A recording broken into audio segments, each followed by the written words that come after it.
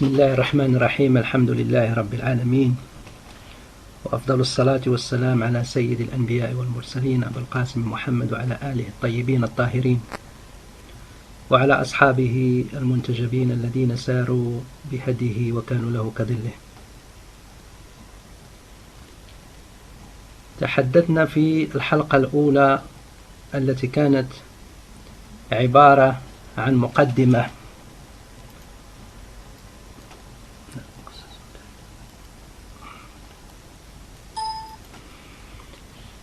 قلنا أننا تحدثنا في الحلقة الأولى والتي كانت عبارة عن مقدمة مختصرة حول هذه السلسلة من الحلقات التي تدور حول تاريخ علم الرجال عند الإمامية، نشأته وتطوره.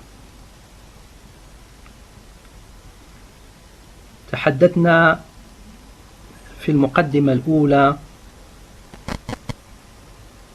عن شيء من تعريف علم الرجال،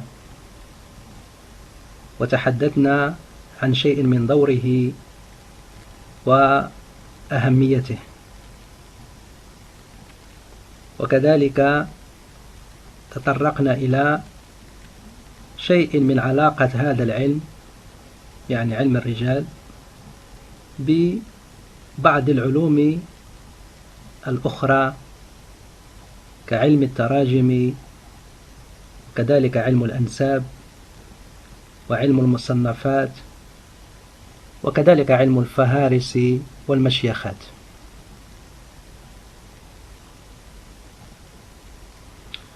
والآن سنواصل بقية الحديث حول هذه المقدمة. قلنا بأن علم الرجال هو علم يبحث فيه عن أحوال الرواة،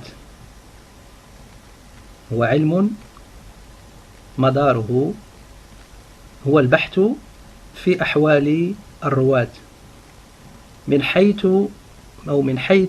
حيث اتصافهم بشرائط قبول روايتهم أو عدمها. وقد عرفه الشيخ السبحاني جعفر السبحاني حفظه الله بأنه علم يتعرف من خلاله على أحوال الرواة من حيث كونهم عدولا أو غير عدول، موثقين أو غير موثقين، ممدوحين أو مذمومين، أو مهملين أو مجهولين،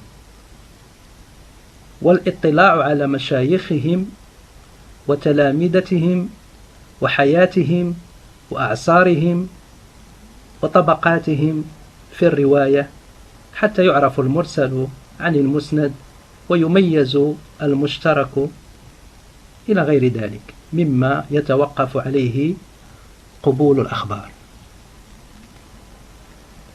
هذا كان تعريف آخر ذكرناه اليوم، وهو تعريف الشيخ جعفر السبحاني لعلم الرجال. وعلى ضوء هذا التعريف نرى أن دائرة علم الرجال تكون أوسع، بحيث أنها تضم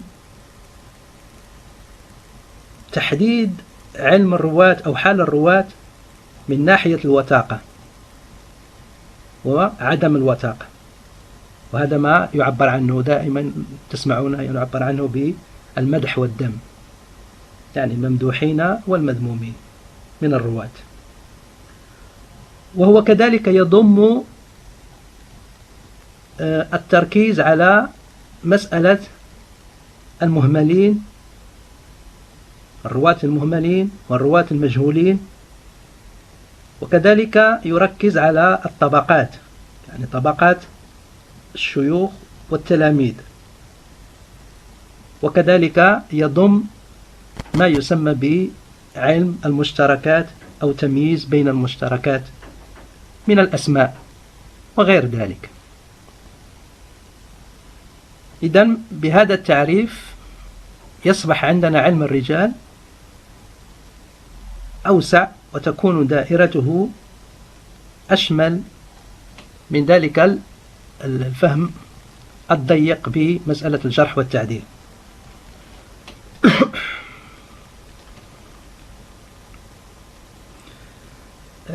قد أشرنا في المقدمة الأولى إلى علاقة علم الرجال بمواضع وبعلوم أخرى،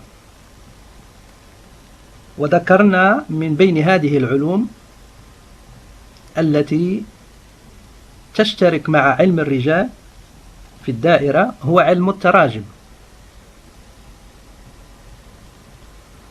والمتتبع للكتب الرجالية الشيعية يجد بأن القدماء من الرجاليين في تصنيفاتهم للكتب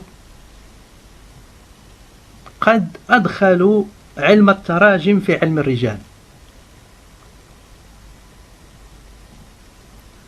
وبقي التأليف أو التصنيف على هذا النمط، يعني على شكل الدمج بين علم الرجال بشكله العام وهذا رأينا أن الشيخ الكشي والنجاشي والشيخ الطوسي مرورا بالشيخ منتخب الدين ابن بابويه، وكذلك الشيخ ابن شهرشوب في كتابه معالم العلماء، ومن بعده رأينا كذلك العلامة الحلي في كتابه الخلاصة، وكذلك الشيخ ابن داود الحلي صاحب كتاب رجال ابن داود. رأينا أن كل هؤلاء قد صنفوا على هذا النمط، يعني أنهم لم يفصلوا بين علم الرجال وبين التراجم في كتبهم، وهذا الحال قد استمر إلى تقريبا زمن الحر العاملي.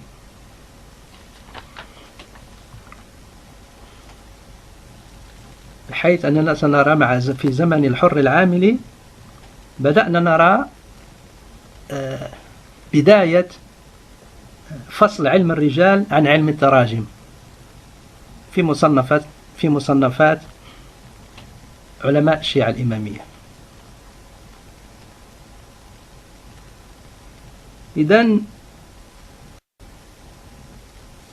لو لاحظنا علم الرجال بشكله الشمولي هذا الذي يضم كذلك التراجم ويضم الطبقات ويضم كذلك تحديد الأسماء والفهارس والمشيخات، إذن لو أخذنا أو لاحظنا هذا العلم بهذه النظرة الشمولية فسوف يعود بنا بداية هذا العلم، يعني علم الرجال بمعناه الشمولي، إلى النصف الأول من القرن الأول الهجري، وبالتحديد كما أشرنا في المقدمة الأولى بالتحديد مع عبيد الله بن أبي رافع كاتب أمير المؤمنين عليه السلام في كتابه تسمية من شهد مع أمير المؤمنين عليه السلام معركة الجمل وصفين والنهروان من الصحابة رضوان الله عليهم.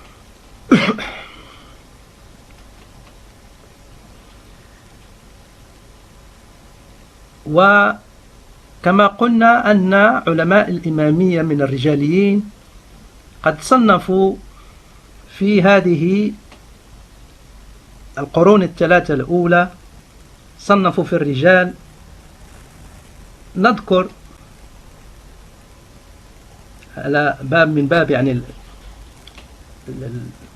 الشاهد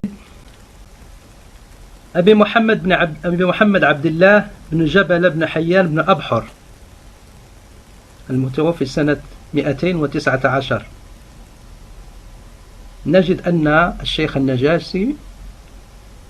النجاشي قد نسب إليه، يعني نسب إلى ابن أبحر كتبا، ومن ضمنها كتاب في الرجال. كذلك نجد عندنا الحسن بن محبوب المعروف بالسراد، الذي له كتاب في الرجال، واسم الكتاب معرفة رواة الأخبار، وله كذلك كتاب المشيخة. هذا الكتاب الذي رتبه أبو جعفر الآودي. وكذلك نجد الحسن بن علي بن فضال المشهور متوفي سنة 224 للهجرة، وكذلك له كتاب في الرجال. ويظهر أن هذا الكتاب يعني كتاب الرجال لحسن بن علي بن فضال كان موجودا إلى عصر الشيخ النجاشي، ويحتمل أن الشيخ النجاشي كان عنده نسخة من هذا الكتاب لكثرة استناده على أقوال الشيخ حسن بن علي بن فضال في كتابه كتاب رجال النجاشي. ثم هناك نجد كتاب للرجال صنفه أحمد بن محمد بن عمار، الذي صنف كتابا كبيرا ضم الممدوحين والمذمومين من الرواة إلى غير ذلك من الكتب الكثيرة التي يذكرها الشيخ النجاشي ويذكرها كذلك الشيخ طوسي في كتابيهما. لكن للأسف، وهو كما هو الحال، أن هذه الظاهرة معروفة تاريخيا، أن كثير من هذه الأصول وهذه الكتب لم تصل إلينا نظرا لعوامل الزمن والأحداث التي أدت إلى ضياع كثير من هذه المصنفات الرجالية.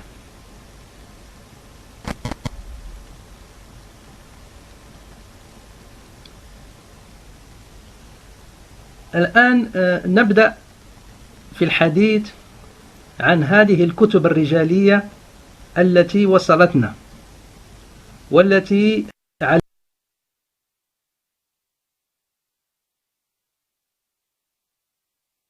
عليها مدار.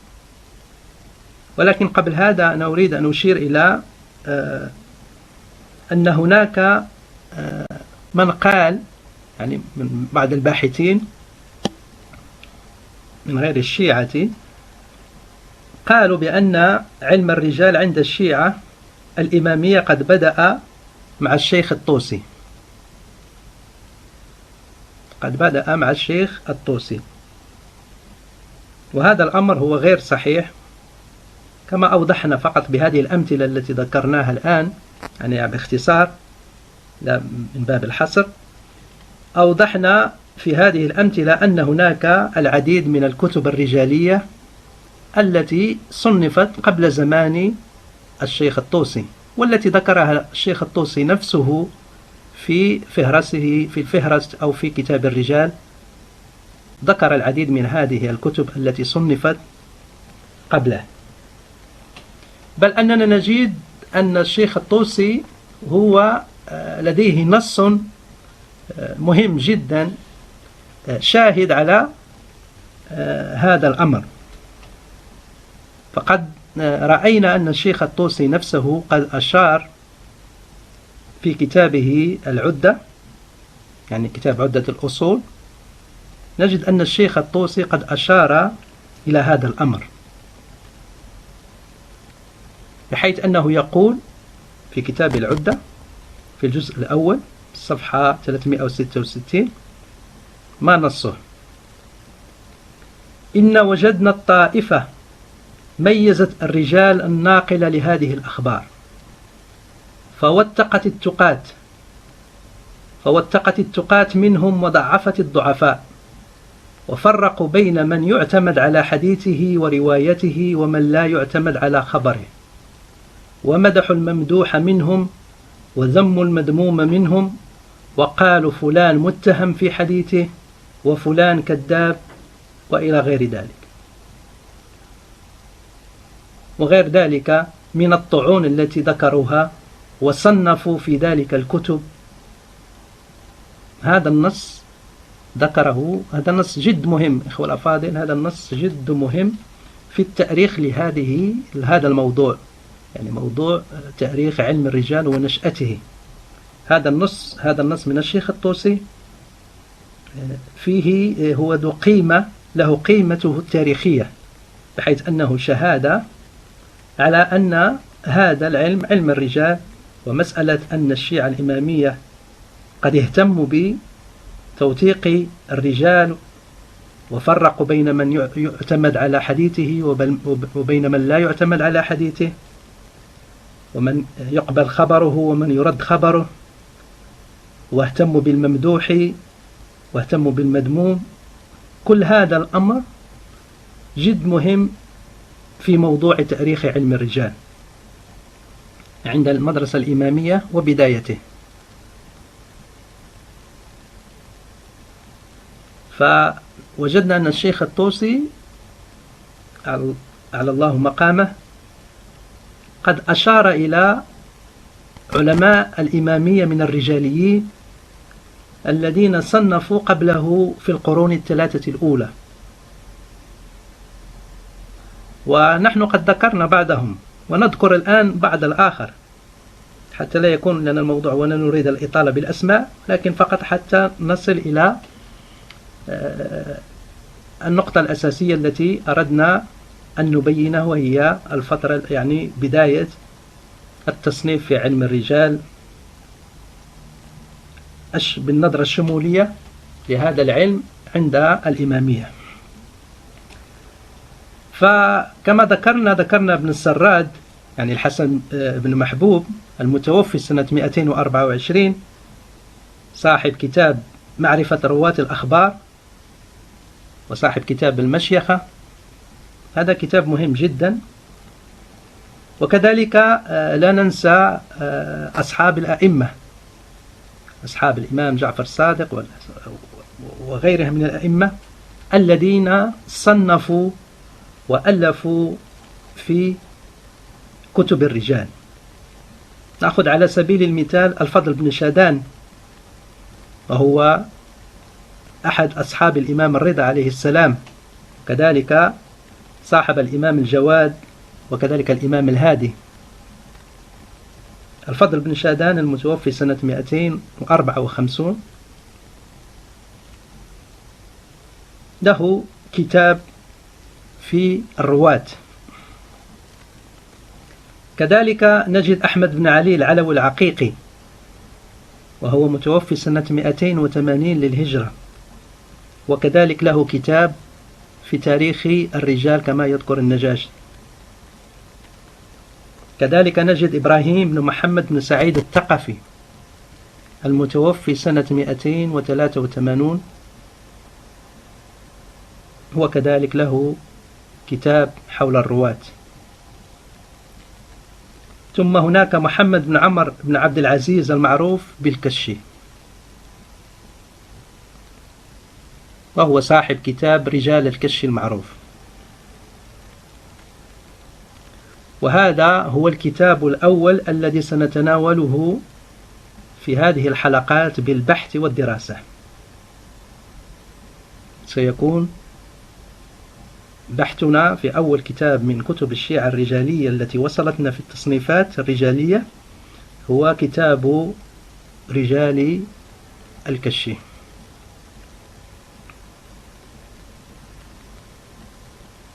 أولا التعريف بالشيخ الكشي صاحب كتاب رجال المعروف برجال الكشي.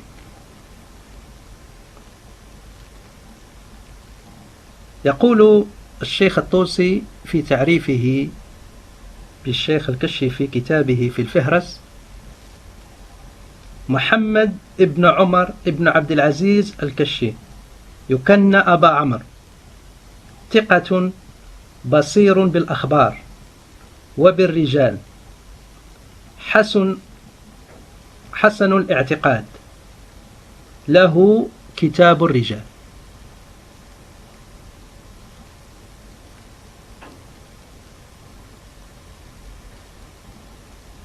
ويقول عنه النجاشي في رجاله حينما يترجم له، يقول: محمد ابن عمر ابن عبد العزيز الكشي أبو عمر كان ثقة عينا، وروى عن الضعفاء كثيرا، وصحب العياشي وأخذ عنه وتخرج عليه، وفي داره التي كانت مرتعا للشيعة وأهل العلم له كتاب الرجال كثير العلم وفيه أغلاط كثيرة.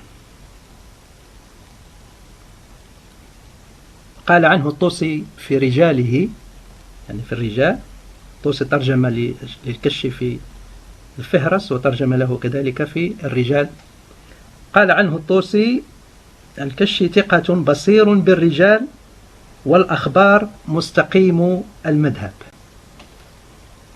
هذا مجمل القول في حال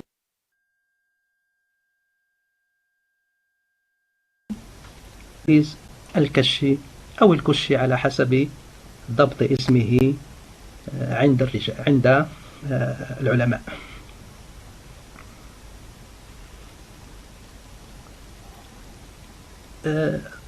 الذي يظهر هو أن الكشي هو من طبقة الشيخ الكليني، يعني من الذين عاصروا الشيخ الكليني، أي يعني أنه من الطبقة التاسعة. الطبقة التاسعة هي التي تضم الشيخ الكليني، تضم كذلك محمد بن الوليد الذي كان شيخا للصدوق، تضم كذلك والد الشيخ الصدوق، تضم كذلك طبقة محمد بن قولويه. هذه هي الطبقة التاسعة، يعني طبقة الكليني هي نفسها طبقة الشيخ عمر بن عبد العزيز الكشي، طبقة التاسعة. طبعا الحال لم يحدد تاريخ ولادة الشيخ الكشي كما هو حال كثير من الرواة آنذاك، لم يكن يهتم بولادتهم ولم تدون يعني سنة ولادة الشيخ الكشي. لكن بما أنه الطبقة التاسعة، فالطبقة التاسعة معروف أنها قد حددت ولادتهم بين سنة 260 للهجرة إلى سنة 270، يعني هو في حدود هذه الفترة الزمنية قد ولد. ووفاتهم كذلك، يعني الطبقة التاسعة فترة وفاتهم حددت بين سنة 330 إلى سنة 350. إذن فالشيخ عمر بن عبد العزيز الكشي قد عاش بين هذه الفترة، فترة بين 260 للهجرة إلى 350 أو 360 للهجرة، كما هو واضح من خلال تتبعي لطبقاته والشيوخ الذين عاصرهم وروى عنهم. بطبيعة الحال من أبرز مشايخه يظهر لنا محمد بن مسعود ابن محمد ابن عياش السلمي السمرقندي، المكنى بأبي النضر والمعروف بالعياشي، والذي أشار إليه الشيخ النجاشي في ترجمته لعمر بن عبد العزيز الكشي أشار الشيخ النجاشي على أنه قد تتلمذ على أن الكشي قد تتلمذ على أبي النضر العياشي. العياشي ولد حوالي تقريبا سنة 240 للهجرة،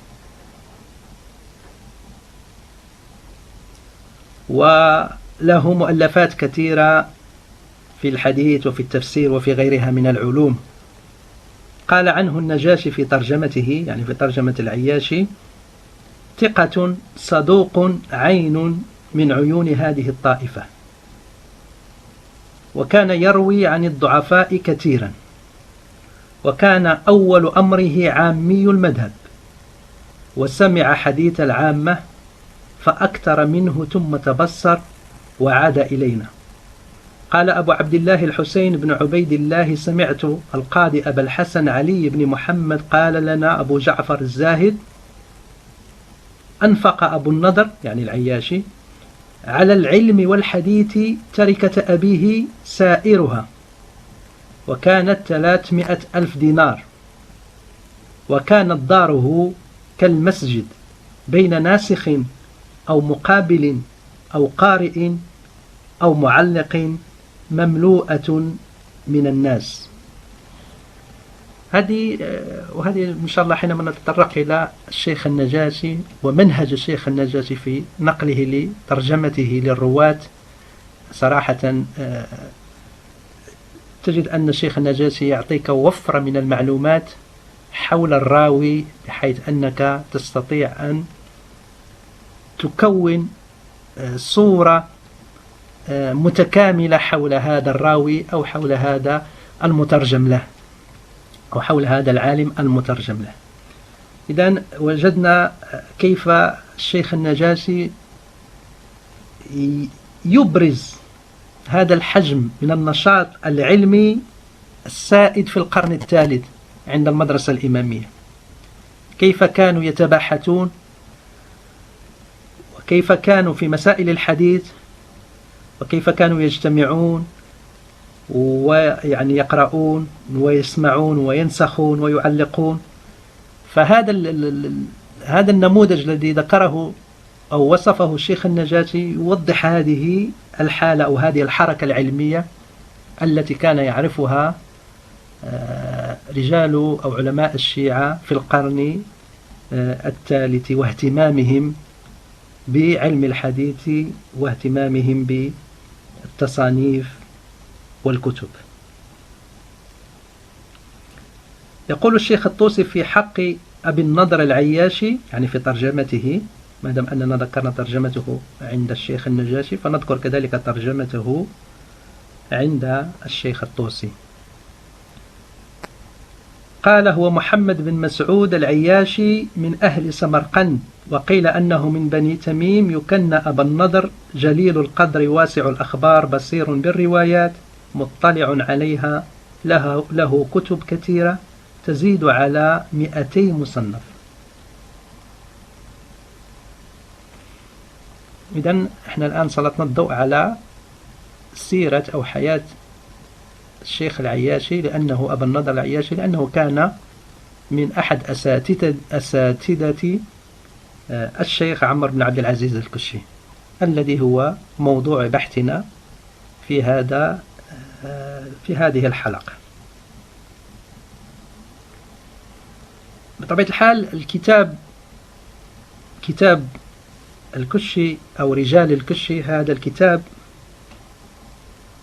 اسمه هو معروف بهذا الاسم، وكما رأينا أن الشيخ النجاشي وكذلك الشيخ الطوسي حينما ذكر أن للكشي كتابا قالوا أن له كتاب الرجال، لم يذكروا اسم هذا الكتاب، إنما قالوا أن له كتاب الرجال. لكننا نرى أن الشيخ بن شهرشوب صاحب كتاب القيم، وهو كتاب معالم العلماء، الذي إن شاء الله سنتطرق له وكذلك حينما نصل إلى الشيخ شهرشوب، نجد أنه في كتابه معالم العلماء ذكر كتاب الكشي باسم معرفة الناقلين عن الأئمة الصادقين، لأن اسم هذا الكتاب يعني كتاب رجال الكشي هو كتاب معرفة الناقلين عن الأئمة الصادقين. على العموم هذا هو الاسم الحقيقي والاسم الراجح للكتاب، لكن الكتاب عرف باسم أو تداول بهذا الاسم، يعني تداول باسم كتاب رجال الكشي.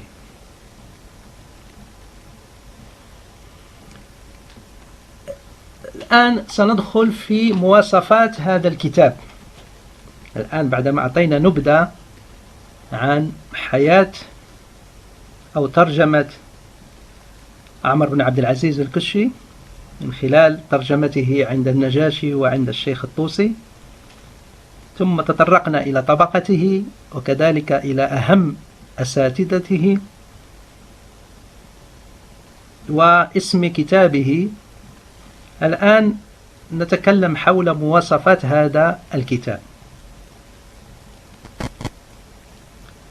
وأنا سأترك الكلام في هذا الأمر إلى الإمام القائد دام الله ظله الشريف سماحة السيد علي الخامنائي. هو له دراسة قيمة قديمة يعني كتبها في شبابه حول الكتب الأربعة وتاريخها. بصراحة دراسة توضح مدى تمكن الإمام القائد في تحقيق هكذا أبحاث في علم المصنفات وعلم الرجال. يقول سماحته تحت عنوان مواصفات كتاب رجال الكشي: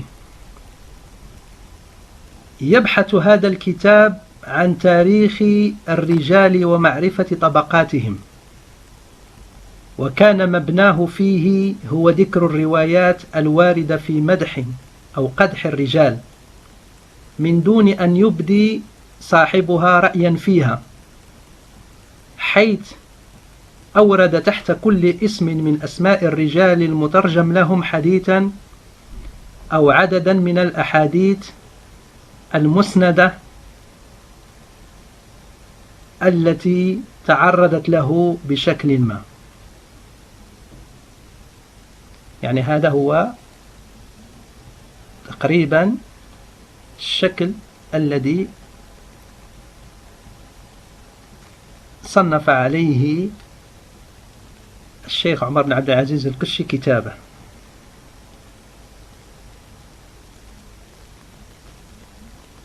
فهو كتاب في معرفة أحوال الرجال، ولكنه اختار فيه صاحبه أنه يذكر الراوي ويذكر تحت كل اسم من الرواة الذي ترجم لهم مجموعة من الروايات.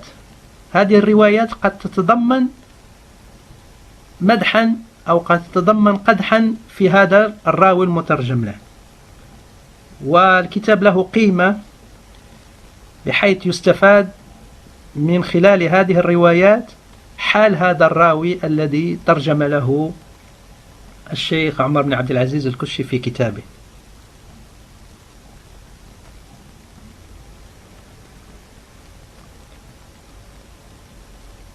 أنا الآن سأقف هنا يعني حتى يبقى الموضوع مرتبط،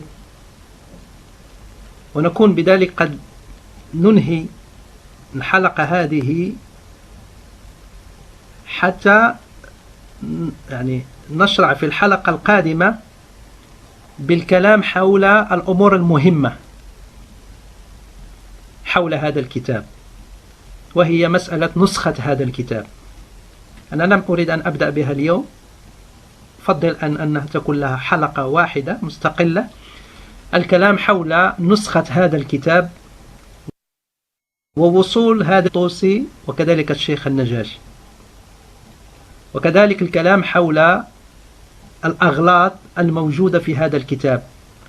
هل هذه الأغلاط هي من أصل الكتاب، يعني من أصل كتاب رجال الكشي، أم هي في النسخ التي وصلت إلى زمان الشيخ النجاشي والشيخ الطوسي؟ ثم بعد ذلك لما نبحث هذه النقطة جيدا، تهذيب الشيخ الطوسي لهذا الكتاب وتلخيصه لهذا الكتاب من خلال كتابه المعروف المشهور اختيار الرجال، أو ما يسمى تلخيص رجال الكشي. وصلى الله وسلم على نبينا محمد صلى الله عليه وآله وسلم وعلى آله الطيبين الطاهرين.